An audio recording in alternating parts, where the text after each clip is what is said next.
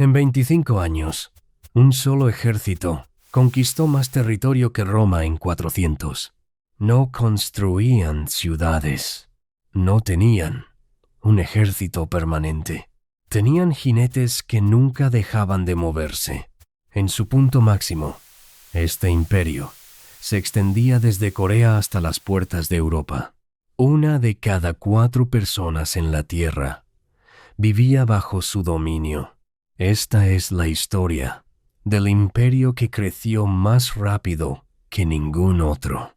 A principios del siglo XIII, Mongolia no era un imperio. Era un mosaico de tribus que llevaban siglos peleando entre sí. Entonces, un hombre las unió a todas. Se llamaba Temujin. El mundo lo conocería como Genghis Khan. En 1206, los líderes de las tribus lo proclamaron gobernante de todos los mongoles. Ese mismo año, Roma ya llevaba caído casi 700 años, y un imperio de ese tamaño le había tomado a Roma más de 400 años en construirse. Los mongoles lo lograrían en una fracción de ese tiempo. Su arma no era solo el número de soldados. Eran jinetes ligeros, arqueros a caballo, capaces de recorrer 100 kilómetros en un solo día. Ningún ejército de la época podía moverse tan rápido. Pero la velocidad no era su única arma. Las ciudades que se rendían de inmediato solían ser perdonadas. Las que resistían eran destruidas por completo, como advertencia para las siguientes. El miedo viajaba más rápido que el propio ejército. Muchas ciudades se rendían antes de ver un solo jinete mongol.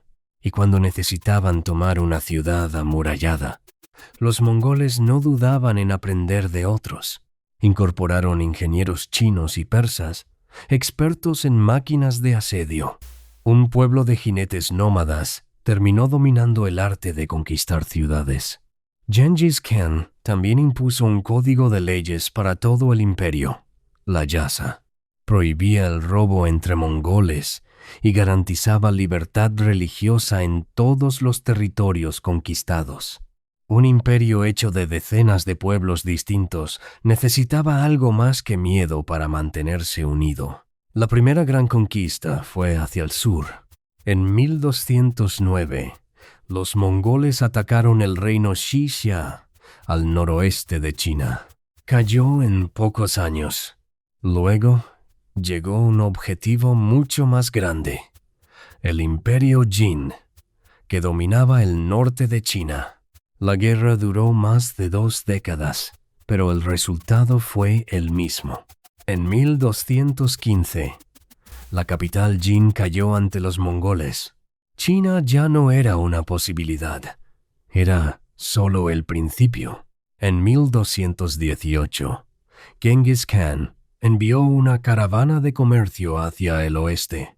Su destino era el Imperio Corasmio, que dominaba Persia y Asia Central. En la ciudad de Otrar, el gobernador local ordenó matar a los comerciantes mongoles.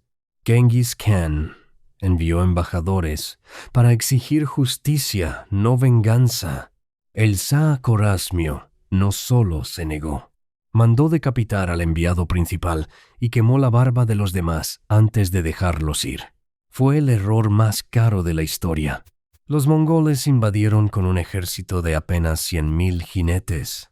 Cayeron una tras otra: Otrar, Bujará, Samarcanda, Urgench. Ciudades enteras, algunas de las más grandes del mundo, quedaron destruidas en meses.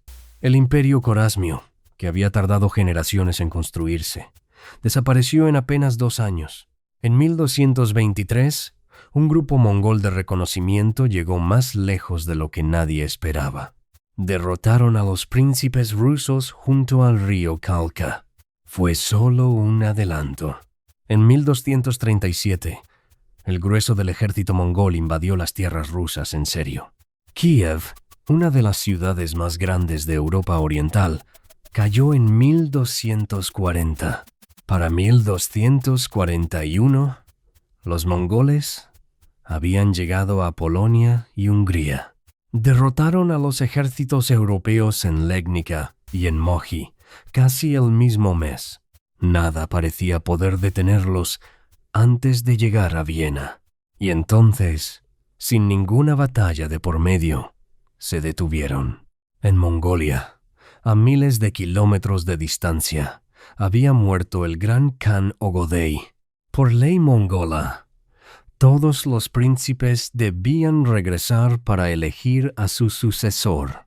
Los ejércitos dieron media vuelta. Europa Central no fue salvada por un ejército. Fue salvada por una muerte, a miles de kilómetros de distancia.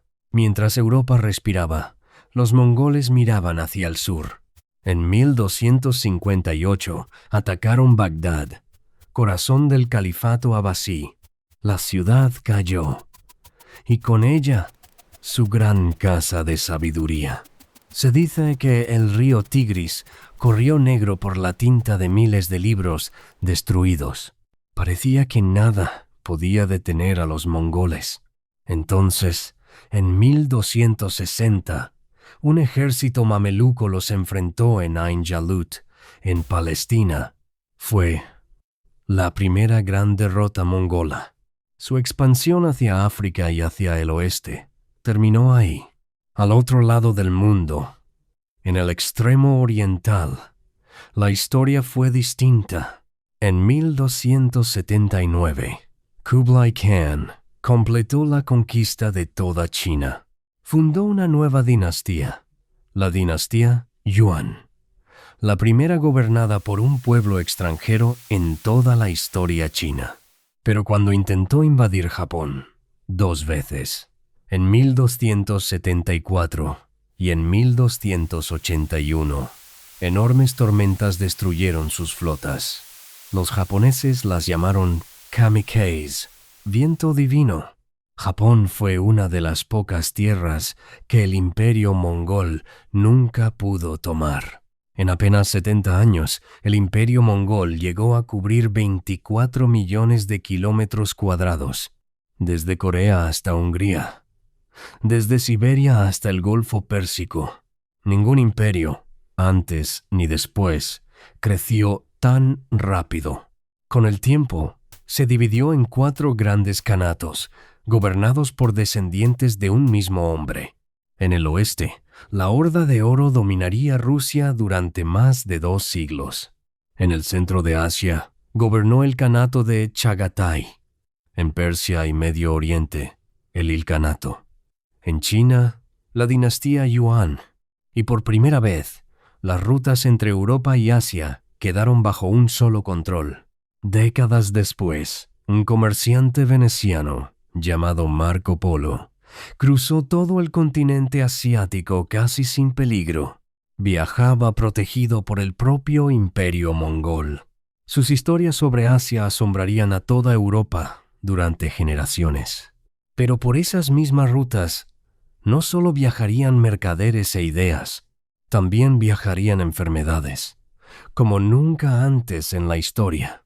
Si esta historia te sorprendió, este canal es para ti. Aquí, un mapa cuenta cómo el mundo llegó a ser lo que es.